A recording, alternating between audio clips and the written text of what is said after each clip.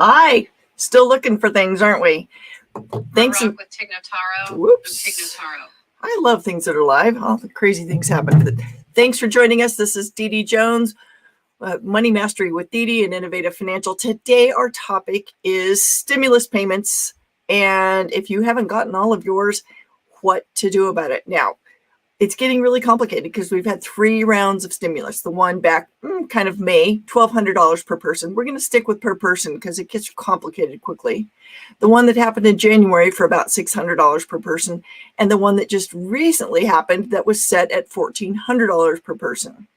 So we're going to focus on the most recent one and some issues around that, and then I'll remind you about what to do for missing payments for the ones that were relating to 2019, even though one happened in 2020. So that $1,400 one, if that hasn't arrived yet, then you're likely going to get a check. The cutoff for electronic deposits was March 24th, and now we're past March 24th. So at this point, it's time to keep an eye out in your mailbox for that check. USPS, yes, we know they're a little slower. They're dealing with some challenges right now, but they do have a great service called Informed Delivery. Even if you don't need it for this purpose, Informed Delivery is a really great way to track what is scheduled to be arriving in your mailbox each day. You know what should be there. I've been using it for quite a while, really happy about it. So you can see when that check should be arriving. The notifications come daily.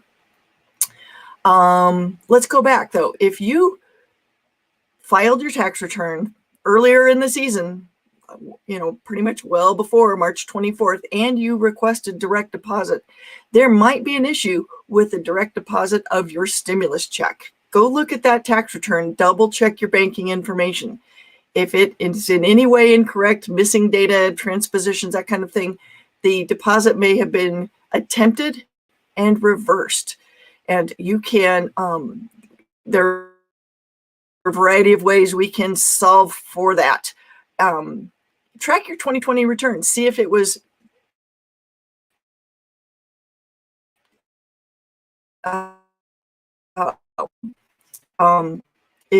like I say, it didn't process by the 24th or thereabout, look for that paper check.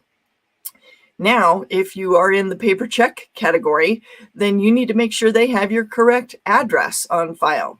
So look at the most recent tax return you filed and make sure that that matches where you're living now.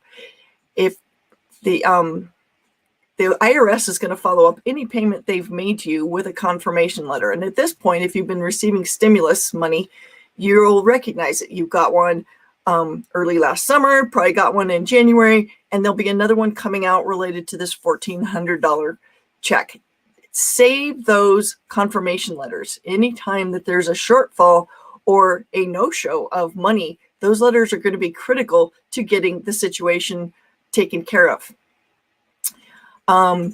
If you have one of those confirmation letters, but the money did not arrive, that's when you're going to need to jump in and start taking some proactive steps to chase that money down.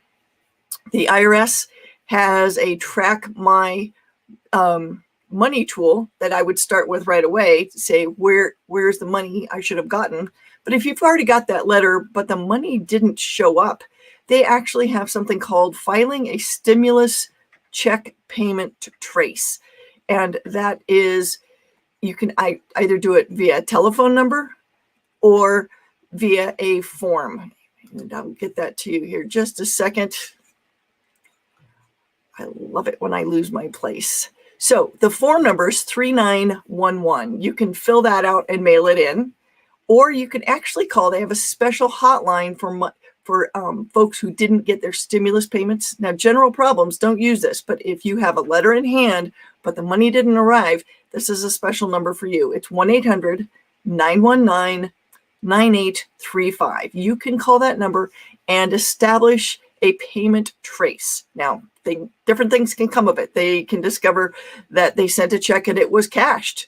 And then there's an issue of finding out if you cashed it, if it went to one of your accounts, or if someone else fraudulently cashed it, in which case they would issue a new check to you and chase down the fraudster. If it might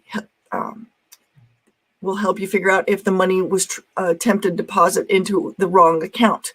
It finds out if the debit card that they sent you went to the wrong place. So that payment trace is really valuable.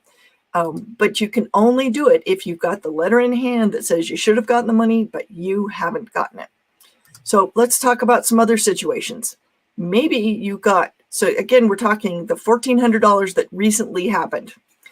There's an uncertainty here. If you got a portion of that, but probably were entitled to more because of a change in income, etc., right now, there's no way to ask for that makeup amount. If you've already, filed your taxes or not, we're waiting to hear if there's going to be a way to request that money sooner than next year. For last year, if you got shorted, if you will, on the $1,200 or the $600 stimulus payments on this year's tax return, there was a way to request reimbursement for that amount due, be it they used the wrong year to calculate it on, or your situation changed. You had a child, married, divorced, all sorts of things can happen. So we're waiting to hear from the IRS and the regulators what we can do about the $1,400 stimulus shortfalls that may exist. They certainly exist, of course. So that's one we're waiting on. But since I brought it up, if you haven't already filed your taxes and your stimulus money for 2020 wasn't up to what you think it should be, first, always go online, try one of the calculators. There's lots out there to make sure that what you think is short is. And then as you file your taxes, you can request that economic income credit on your taxes, and it will be processed through with your filing. Now, the stimulus money that has different eligibilities in terms of protection against creditors, and the rules change depending on which stimulus payment it is. Given that I don't want this video to go for hours, we'll just leave it at that. But know that there are creditors can assess this latest one, whereas they couldn't before. But none of these stimulus payments are going to pay back taxes. So different rules all around those. But the big thing is keep the letters that are confirming the money that you got. If you feel like there's a shortfall, include it in your tax return for the 2020 related stimulus payments. For the 2021, the most recent, hold on to the letter. We will await word from the IRS on what our next steps can be. Welcome to a confusing part of the tax world. I hope the stimulus money is helping those folks out there who need it, which, with COVID around, who can't put it to good work. Here's wishing you a great financial day. We will see you Friday when we interview an amazing dentist, Dr. Erin Setti. She will be joining me at 12:30, a little bit different time.